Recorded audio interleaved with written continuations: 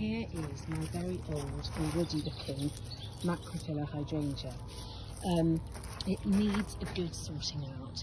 Usually with this plant, and I think it's one of the first videos I did last year, usually with this plant I would cut this back. I'd cut these flower stems back to a nice healthy flower bud, which is something like that. So I'd literally almost just take the tops off and keep it, you know, really lightly pruned. But it's got so old and woody, and there are stems in here like this one that really aren't doing very much at all, that I'm going to give it a real clear out and take out a lot of these stems that have already flowered.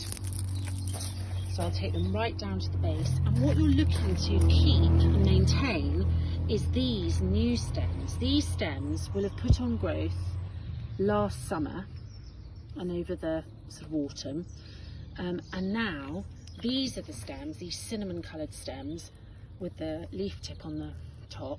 Those are the stems that are going to produce this year's flowers. You can see I've probably only got one here and I've got one here that are coming up right from the base all the way, and this one. So I've probably got 3 stems that are coming up from the base, which I definitely want to keep. All the rest, you know, arguably you could take right back down to the base, and then over the course of this year you'll get so much more new growth, which will produce a massive flowers for next year. But obviously I don't want to lose all of the flowers this year, so I'm not going to take out every single one of the flower stems down to the bottom.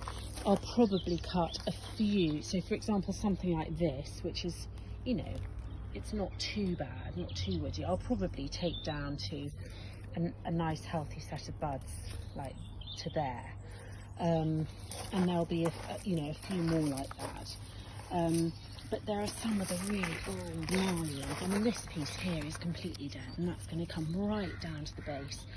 And then the idea is that it completely rejuvenates the plant, and you might be foregoing a few of the flowers this year, but next year it will just look incredible.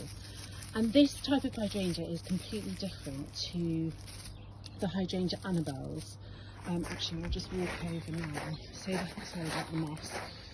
The hydrangea annabelles, which I've got over here, and also the paniculata limelights, are very different. You can prune these as hard as you like, because these types of hydrangeas flower on new wood, so they will flower on this season's growth, whereas the one I've just shown you will flower on last season's growth. So these ones you can take right down to the base if you want, but what I tend to do is I tend to leave a bit of a framework, probably 8 inches of stem, woody stem, just so that I find that these flowers get really, really heavy and sort of flop over if you don't have that kind of supporting framework at the base. But I hope that helps.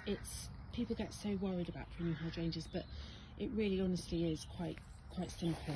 The macrophyllas flower on last season's growth, and the annabelles and limelights flower on this season's growth. So I hope that helps. Let me know if you've got any questions. All right, bye.